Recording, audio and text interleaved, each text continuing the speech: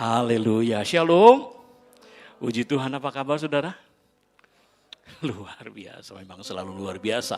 Bersama dengan Tuhan selalu luar biasa. Bahkan di dalam keadaan yang penuh dengan masalah, dalam keadaan yang penuh dengan duka cita, tantangan, kesulitan hidup, tetap Tuhan luar biasa.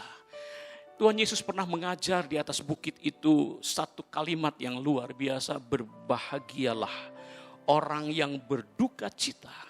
Satu kontradiksi bahwa orang yang berduka cita itu berbahagia. Orang yang berduka cita itu diberkati. Ada satu rahasia yang besar yang Tuhan ingin agar kita mengerti ketika Dia mengucapkan itu. Berbahagialah orang yang berduka cita karena mereka akan dihibur. Saudaraku, kita tahu bahwa duka cita, masalah, tantangan, kesulitan hidup itu selalu ada dalam hidup kita. Alkitab mengajar bahwa pada hari-hari yang terakhir bahkan akan datang masa yang sukar. Dan itu artinya adalah tantangan, kesulitan, masalah, dan duka cita yang mungkin terjadi dalam kehidupan kita. Ketika kita berhubungan dengan orang lain, atau ketika kita berhubungan dengan diri kita sendiri bahkan, maka seringkali terjadi ada masalah, ada tantangan, kesulitan yang membuat kita berduka cita. Kadang-kadang kemalangan yang tidak bisa ditolak itu terjadi di dalam kehidupan kita dan itu membawa duka cita. Kadang-kadang hubungan kita dengan orang lain dikhianati, kemudian dilukai, difitnah, itu juga membawa kita kepada duka cita. Ketika kita bekerja, ketika kita hidup, ketika kita berusaha, kita gagal, kita jatuh, kita hancur. Itu juga membawa kita dalam kesulitan dan duka cita. Atau ketika kita jatuh di dalam dosa dan kita sadar bahwa kita telah melakukan kesalahan kepada Tuhan, kita pun meratap, kita menangis dan berduka cita, Tuhan ampuni aku. Atau mungkin ketika tangan Tuhan membentuk kehidupan kita, maka seringkali ada duka cita yang terjadi dalam hidup kita. Tapi firman Tuhan Yesus berkata kepada kita semua, berbahagialah orang yang berduka cita karena dia tidak ditinggalkan, malahan dia akan dihibur oleh Tuhan. Banyak orang ketika mengalami duka cita itu lari dari Tuhan. Mereka kemudian pergi ke minuman keras, mereka bahkan mungkin melarikan diri, ngebut atau bahkan lari kepada seks misalnya. Dan itu Alkitab bilang orang-orang yang seperti itu akan hancur dilanda oleh duka cita, akan hancur dilanda oleh masalah. Ketika hujan datang, ketika angin datang, ketika banjir datang, orang itu akan seperti rumah yang roboh karena dia didirikan di atas pasir, mendengar firman Tuhan. Tetapi ketika ada masalah datang, mereka melarikan diri dari kebenaran. Mereka tidak melakukan kebenaran itu sehingga kemudian rumah imannya, hidupnya itu roboh. Dan Alkitab bilang betapa hebatnya kerusakan itu. Tetapi ada orang yang ketika menghadapi masalah duka cita, dia lari kepada Tuhan. Dan firman Tuhan katakan orang yang sedemikian, itu adalah orang yang seperti membangun rumahnya di atas batu. Ketika hujan, angin, banjir itu datang, rumah itu kokoh tetap berdiri karena dia didirikan di atas batu karang. Siapakah orang itu? Orang itu adalah orang yang ketika dia mendengar firman Tuhan dan kemudian melakukannya. Ketika masalah datang, ketika kesulitan datang, ketika pencobaan dan duka cita datang, dia lari kepada kebenaran. Dan kebenaran itulah yang menjadi fondasi, yang menjadi perlindungan, menjadi benteng kehidupan dia. Karena itulah kemudian dia teguh dan kokoh tetap berdiri. Berbahagialah orang yang berduka cita karena mereka akan dihibur. Saudaraku, 1 Korintus 7 ayat 10 berkata, 2 Korintus, sebab duka cita menurut kehendak Allah itu menghasilkan pertobatan. Artinya adalah menghasilkan cara pikir kita yang berubah. Dulu mungkin kita menilai kehidupan kita dengan cara yang salah. Tetapi ketika kita mengalami duka cita diajar oleh Tuhan, maka duka cita yang sesuai dengan kehendak Tuhan, yang membuat kita melakukan kehendak Tuhan, itu akan merubah cara hidup kita, cara pikir kita. Kita berubah pikiran, metanoia, dan bertobat, saudaraku, dari cara pikir yang salah. Dan Alkitab mengatakan itu membawa keselamatan. Kadang-kadang Tuhan harus mendidik kita dengan duka cita, dengan masalah supaya kita selamat. Dan Alkitab mengatakan hal itu tidak akan pernah menjadi penyesalan. Apa yang kita alami, kesulitan, masalah, kegagalan tidak akan membuat kita menyesal ketika kita hidup di dalam kebenaran dan kemudian duka cita itu adalah menurut kehendak Tuhan. Tetapi duka cita yang dari dunia ini menghasilkan kematian, menghasilkan kehancuran total karena dia lari dari kebenaran itu. Karena itu saudaraku, ketika kita menghadapi duka cita, masalah, tantangan kehidupan, kegagalan dan kehancuran, lari kepada Tuhan. Jangan lari ke tempat lain, jangan lari tinggalkan Tuhan, tetapi lari kepada Tuhan. Saudaraku, Tuhan adalah tempat pelarian kita yang paling tepat. Dia gunung batu, Dia perlindungan, Dia perisai, Dia penolong kita. Kepada siapa kita harus lari ketika kita menghadapi masalah, kesulitan dan pencobaan? Hanya kepada Dia. Ku melayangkan mataku ke gunung-gunung. Dari manakah kan datang pertolonganku? Pertolonganku datangnya dari Tuhan yang menjadikan semesta. Dia takkan membiarkan kakimu goyah, penjagamu tak akan terlelap. Dia takkan terlelap, Dia takkan terlena. Dia menjaga umatnya dengan setia. Lari kepada Tuhan. Jangan lari dari Tuhan. Datang hampiri Tuhan ketika ada masalah datang dalam kehidupan kita. Hari-hari ini kita mungkin menghadapi banyak tantangan dan masalah. Jangan tinggalkan Tuhan, jangan lari dari Tuhan. Tetap tekun, tetap beribadah dengan setia. Tetap hampiri Tuhan, datang kepada Tuhan. Tuhan Yesus memanggil, marilah kepadaku, engkau yang letih lesu dan berbeban berat. Aku akan memberikan kelegaan kepadamu. Haleluya. Ini sebuah panggilan yang sangat indah. Tuhan ngerti ketika kita berbeban berat. Tuhan tahu ketika kita berduka cita. Tuhan tahu itu akan terjadi dalam hidup kita. Dan karena itulah Dia memanggil, mari datang kepadaku. Engkau yang letih, engkau yang capek, engkau yang lesu, engkau yang berbeban. Datang, aku akan berikan kelegaan kepadamu. Kelegaan di situ adalah sebuah kata yang menunjukkan arti beristirahat. Dan kemudian diperbaharui kekuatannya untuk kembali melangkah di dalam kehidupan. Datang kepada Tuhan supaya Dia memperbaharui kekuatan kita di dalam kasih-Nya yang besar. Dan kemudian juga kita tahu bahwa ada Roh Kudus di dalam hidup kita.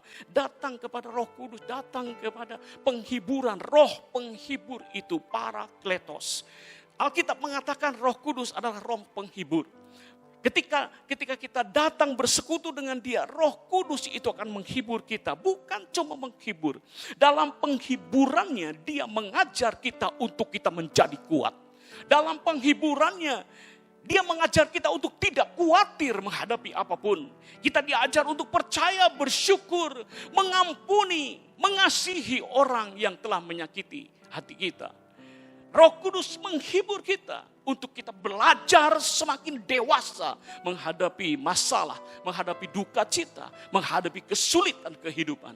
Bersama dengan Tuhan kita menerima penghiburan, kita menerima kekuatan yang baru. Karena itu tinggallah di dalam Roh Kudus, hidup dipimpin oleh Roh Kudus. Rindukan agar hidup kita itu dipenuhi dengan Roh Kudus. Penuhilah hatiku dengan Roh-Mu, ya Tuhan. Penuhilah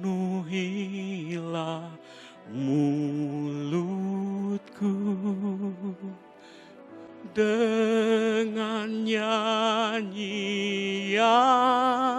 baru. Penuhilah jiwaku dengan damai surgawi.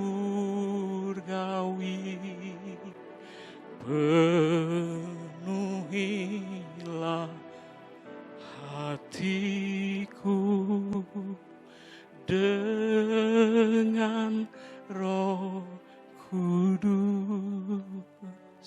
Ketika kita datang kepada Tuhan, ada penghiburan, ada kekuatan yang diberikannya kepada kita. Mungkin saudaraku, jawaban yang diberikan Tuhan atas duka cita masalah kita, itu bukanlah penyelesaian sebuah masalah. Mungkin saja jawaban yang diberikan Tuhan kepada kita itu adalah kekuatan untuk kita menghadapi masalah itu. Masalah mungkin akan tetap ada dan tidak selesai. Tetapi kita dibangun untuk menjadi lebih dewasa. Berbahagialah orang yang berduka cita yang lari kepada Tuhan. Dia akan mendapat penghiburan supaya dia menjadi semakin kuat. Semakin kuat. Banyak masalah itu sebenarnya nanti tidak akan lagi menjadi masalah ketika kita menjadi dewasa di dalam Tuhan. Karena itulah seringkali ketika kita menghadapi masalah, duka cita, tantangan, kesulitan hidup. Yang Tuhan lakukan bukan menyelesaikan masalah itu, tapi membuat kita menjadi semakin kuat untuk menghadapi masalah-masalah yang terjadi itu. Pengalaman kehidupan itu yang akan membuat kita semakin kuat di dalam Tuhan, semakin dewasa, semakin setia kepada Tuhan. Kita tahu Petrus, dia adalah seorang yang saya pikir begitu polos dan jujur. Ketika satu kali malam itu dia berkata, "Guru, walaupun semua mereka meninggalkan Engkau, aku tidak akan meninggalkan Engkau." Walaupun kenyataannya setelah itu dia gagal memenuhi janjinya itu. Tapi kita percaya waktu itu dia mengucapkannya dengan tulus dan benar. Tetapi tidak dengan kedewasaan, tidak dengan kekuatan yang cukup. Dan karena itulah dia terjatuh. 3 kali dia menyangkali bahwa dia mengenal gurunya. Bahkan dengan mengutuk dan bersumpah, "Aku tidak kenal dia." Dan setelah itu kemudian dia sadar, dia menangis, dia meratap, "Aku sudah gagal." Dan dalam merangis, dalam meratap itu satu hal yang luar biasa adalah dia tidak lari tinggalkan Tuhan. Hatinya tetap rindu kepada sang guru itu. Tidak seperti Yudas. Tetapi dia tetap di situ. Dan ketika dia dipulihkan, saudara, apakah dia kemudian lupa bahwa dia pernah menyangkal gurunya? Kita yakin bahwa dia tidak akan pernah melupakan peristiwa itu.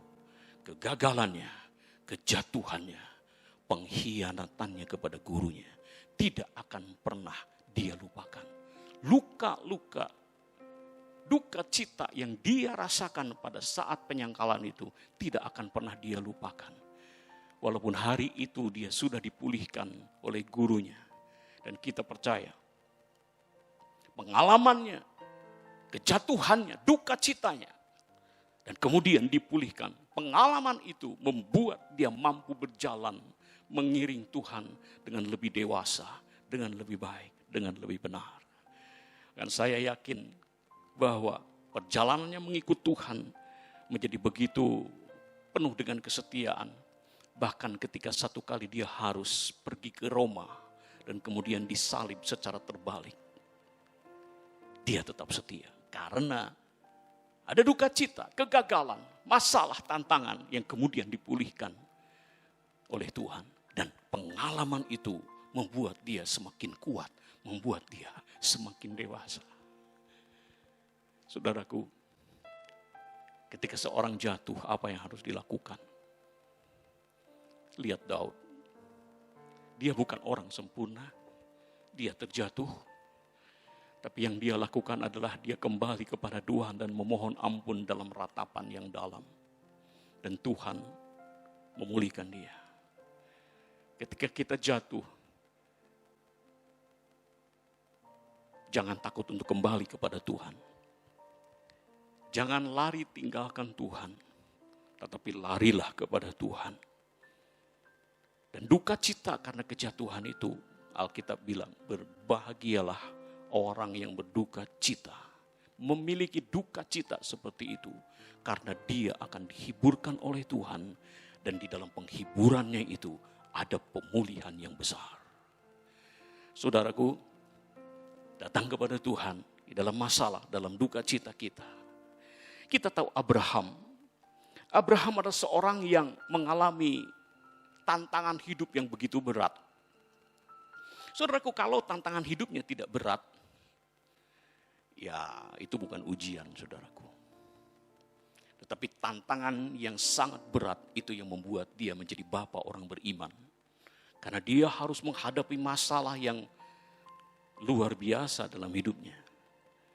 Kenapa Tuhan menunda kelahiran Ishak sampai usianya 100 tahun?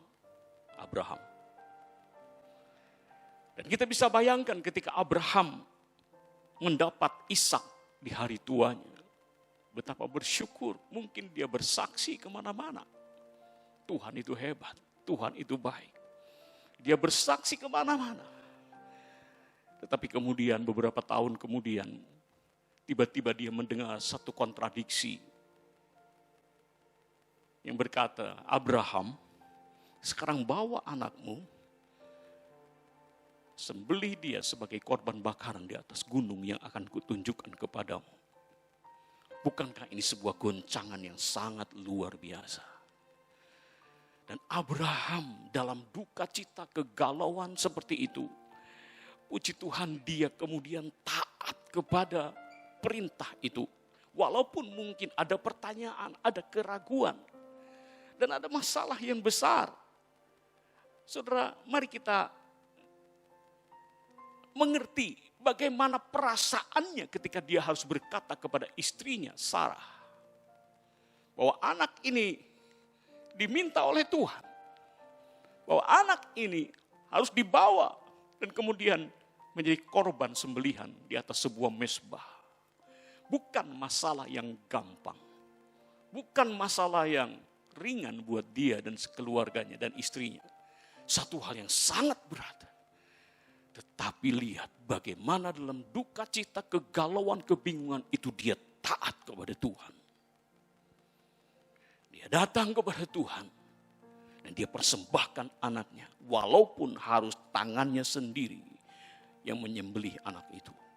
Satu perintah yang begitu berat. Tetapi lihat, Tuhan memberikan penghiburan. Tuhan tahu apa yang sedang dia lakukan. Tuhan tahu apa yang sedang Tuhan rancangkan buat kita semuanya. Karena itu taat kepada Tuhan. Menghadapi masalah-masalah yang kita tidak mengerti. Saudaraku, Abraham mungkin penuh dengan pertanyaan. Tuhan, aku tidak mengerti kenapa seperti ini. Bukankah Ishak, anak perjanjian ini? Abraham pernah mengusulkan, sudah Tuhan Ismail saja. Tapi ternyata Tuhan berkata tidak. Ishak yang akan dilahirkan nanti. Tapi setelah lahir kemudian itulah yang terjadi. Dan Abraham mungkin penuh dengan tanda tanya kenapa seperti ini. Tapi luar biasa. Dia taat. Dan itu satu hal yang luar biasa. Hebat sekali. Walaupun dia tidak mengerti. Dan Abraham sepertinya dipepet kepada satu kondisi di mana dia tidak bisa menolak, di mana dia tidak bisa memilih. Satu keadaan yang sangat sulit.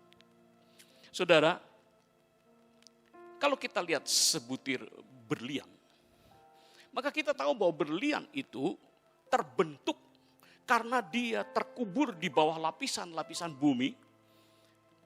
Begitu panjang waktu dia ada di sana, ditekan oleh beratnya lapisan-lapisan bumi itu.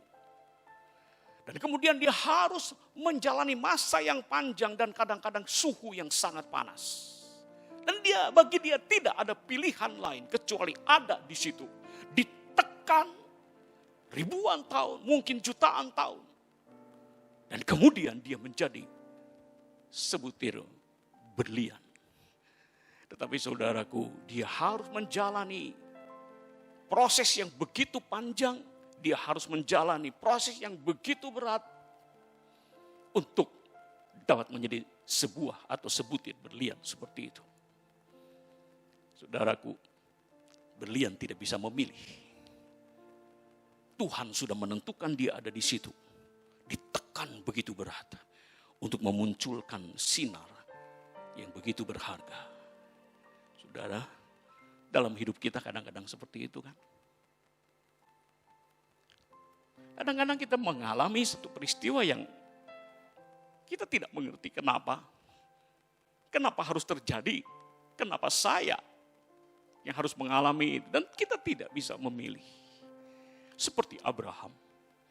Abraham tidak bisa memilih perintah Tuhan. Ternyata perintah Tuhan yang sedemikianlah yang kemudian dia terima. Dia tidak bisa memilih. Satu hal saja saudaraku, ketika peristiwa seperti itu terjadi, ketaatan akan melahirkan berlian. Kalau saja kita boleh memilih. Kalau kita diberi kesempatan untuk memilih, mau jadi berlian atau mau tetap seonggok arang. Kalau kita diberi kesempatan untuk memilih, mungkin kita akan lebih memilih untuk menjadi tetap seonggok arang saja. Tidak perlu menghadapi tekanan, tidak perlu menghadapi duka cita. Aku ingin hidupku nyaman, lancar, tidak ada masalah, tidak ada duka cita. Tetapi kadang-kadang seringkali itu tidak bisa kita pilih. Dan itu terjadi dalam hidup kita. Dan saudaraku, hari ini kita lihat bahwa kadang-kadang memang Tuhan mengajar kita itu. Karena ada hal-hal yang memang tidak bisa kita terima kecuali dengan mengalami sesuatu. Abraham itu menjadi bapa yang beriman. Dari mana dia mendapatkan posisi seperti itu? Karena dia mengalaminya. Tanpa mengalami itu, Abraham tidak akan menjadi bapa beriman. Saudara, kadang-kadang Tuhan membuat kita terpepet seperti itu. Kita tidak bisa memilih. Kita berada dalam keadaan yang penuh dengan tantangan. Kalau sekarang hari ini kita berada dalam keadaan seperti itu, ingatlah bahwa Tuhan sedang melakukan sesuatu dalam hidup kita. Dan ketika kita penuh dengan duka cita, kembali kepada firman Tuhan, berbahagialah orang yang berduka cita. Ketika dia lari kepada Tuhan, dia akan mendapat penghiburan dari Tuhan. Saudaraku, Alkitab mengatakan, tetapi dia menghajar kita untuk kebaikan kita, supaya kita beroleh bagian dalam kekudusannya. Amin. Tetapi tiap-tiap ganjaran pada waktu ia diberikan tidak mendatangkan sukacita, tetapi duka cita. Tetapi kemudian ia menghasilkan buah kebenaran yang memberikan damai kepada mereka yang dilatih olehnya. Saudaraku, ketika kita menghadapi pendidikan ini, proses yang begitu panjang ini, rasanya tidak ada sesuatu yang nyaman dalam hidup kita. Saudaraku, kenapa gambarnya saya berikan adalah ketika Tuhan Yesus memikul kayu salib. Maksudnya adalah ketika kita menghadapi proses seperti itu, dan kadang-kadang kita tidak mengerti kenapa Tuhan kau izinkan itu terjadi kepadaku. Maka ingatlah, sampai mati pun dia rela untuk membela kita. Ada kasih yang besar dalam semua yang dia lakukan dalam hidup kita. Ada hal-hal yang kita tidak mengerti dalam kehidupan. Ada hal-hal yang terpaksa kita tanggung tanpa bisa kita memilih. Disitulah Tuhan sedang memproses kehidupan kita. Datang kepada Tuhan, maka dia akan menghibur kita, memberi kekuatan dan membentuk kehidupan kita untuk kemuliaan Tuhan. 2 Korintus 1 ayat 3-4 berkata demikian.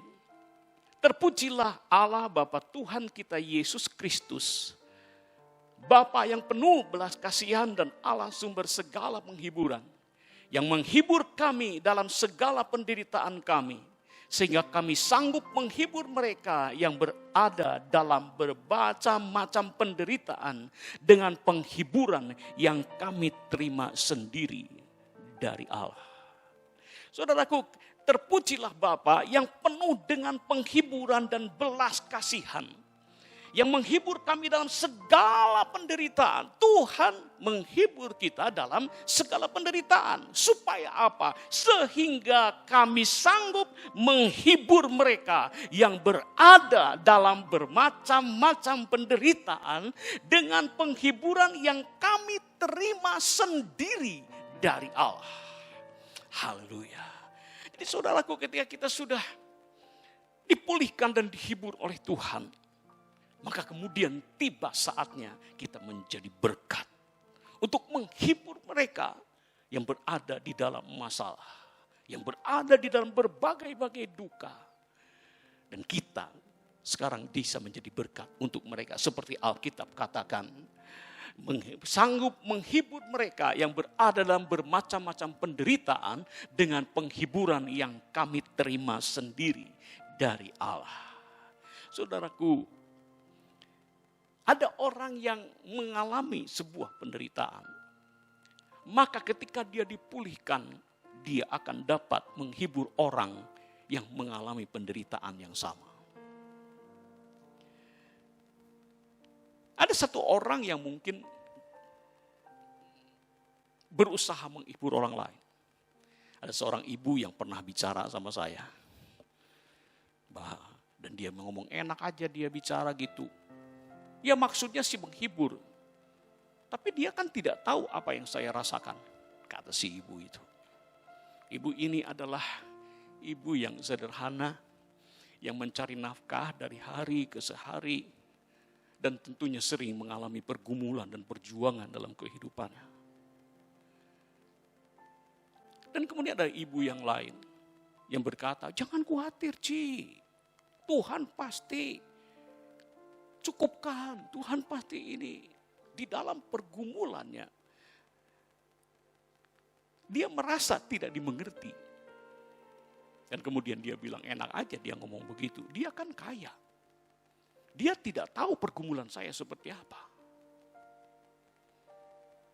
Saudaraku, hari ini Alkitab mengajar kita, ketika kita dihibur, kita dapat menghibur mereka yang mengalami penderitaan yang sama dengan penghiburan yang kita terima sendiri dari Allah. Ya bukan berarti orang kaya tidak bisa menghibur orang lain, saudara. Orang kaya pun mengalami masalahnya sendiri-sendiri. Dan dia dapat menjadi berkat juga untuk orang lain dengan penghiburan yang dia terima sendiri dari Tuhan. Saudaraku, ada sebuah cerita. Ada satu orang yang memiliki sebuah mangkok. Dan dia sangat menyayangi mangkok itu. Ya mungkin ada sejarah atau benda antik atau apapun. Dia sangat menyayangi mangkok itu. Sayang sekali satu kali mangkok itu terjatuh dan kemudian pecah berkeping-keping. Ketika pecah berkeping-keping, hatinya begitu kecewa, hatinya begitu sedih. Kenapa benda yang sangat berharga untuk aku ini kok sekarang hancur? Dan kemudian dia mengumpulkan kepingan-kepingan mangkok itu. Dan kemudian dibawanya kepada tukang keramik. Dia mengerjakan banyak pekerjaan seperti itu. Dan kemudian si tukang keramik ini berusaha menghubungkan, menyatukan kembali pecahan-pecahan keramik itu.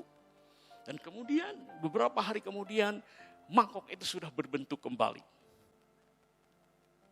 Dan diberikan kepada pemiliknya. Dan ketika pemiliknya melihat mangkok yang sudah dibentuk kembali itu, dia tersenyum. Tapi kemudian ketika dia lihat semakin dekat, dia kecewa. Ternyata mangkok yang sudah kembali berbentuk itu masih terdapat celah-celah dan retakan-retakan yang membuat kelihatan tidak indah. Bahkan ada sebuah retakan yang besar yang mungkin karena bagian-bagiannya sudah serpihan hancur, tidak bisa disatukan lagi. Ada sebuah retakan yang besar dan pemilik ini melihat mangkok ini sudah utuh kembali tetapi tidak sempurna. Banyak retak, banyak jejak-jejak pecah di situ. Dan ketika dia melihat itu dia tidak puas, tapi hatinya sangat menghargai mangkok ini. Sehingga apa yang dia lakukan adalah dia bawa mangkok ini ke kamarnya. Kemudian dia mengambil emas, dia lebur emas itu. Dan kemudian dia mengisi setiap retakan itu dengan emas yang berkilau-kilau. Dan hasilnya adalah retakan-retakan yang ada itu sekarang tertutup dengan emas yang berkilau-kilau. Jejak-jejak kehancuran sekarang menyilaukan kemuliaan. Saudaraku, itulah yang seringkali Tuhan inginkan terjadi dalam hidup kita. Mungkin kita tidak pernah lupa satu kali kita pernah jatuh. Mungkin kita tidak akan pernah lupa satu kali aku pernah gagal dalam hidup. Mungkin satu kali aku pernah berbuat salah kepada seseorang. Satu kali aku pernah gagal dalam kehidupan dan retakan itu, luka itu tetap berjejak dalam hidup kita. Walaupun sekarang sudah dipulihkan, tetapi ingatan kepada luka itu masih tetap ada. Dan Tuhan ingin agar menyerahkannya kepada Tuhan, kepada Dia yang akan mengisinya dengan kilau kemuliaan, agar itu kemudian menjadi berkat untuk setiap orang yang melihat kehidupan kita. Kita menjadi berkat untuk orang lain dengan penghiburan yang kita terima sendiri dari Tuhan. Saudaraku, mari pagi hari ini kita melihat bahwa Tuhan ingin terlibat dalam hidup kita, menghadapi masalah, menghadapi tantangan, menghadapi kesulitan hidup. Tuhan mau kita datang kepada Dia, kita menyerahkan hidup kepada Dia. Tantangan, kesulitan, kegagalan, duka cita datang kepada Tuhan. Saudaraku, kita sangat bersyukur akan anugerah yang besar seperti ini. Karena ada Tuhan yang memulihkan kita, bahkan membuat kita mendapat kemuliaan dari semua duka cita kita. Kita juga bersyukur kita ada di gereja ini, kita diajar, kita diperlengkapi. Setiap saat kita mendengar penghiburan kekuatan firman Tuhan, kita dibangun, kita dibentuk di tempat ini. Nah, kita tahu, saudaraku, gereja ini pun tidak didirikan dengan gampang. 50 tahun lalu, gereja ini berdiri dengan penuh perjuangan, ada duka cita, ada banyak hal, kesulitan-kesulitan yang begitu banyak. Tetapi ketika hamba-hamba Tuhan itu di dalam duka cita, di dalam kesulitan, tantangan yang begitu berat dan besar itu datang kepada Tuhan. Datang kepada Tuhan. Berbahagialah orang yang berduka cita karena mereka akan dihibur, dan itu yang menjadi kekuatan. Berjalan 50 tahun. Hari ini kita melihat pekerjaan Tuhan melalui gereja ini.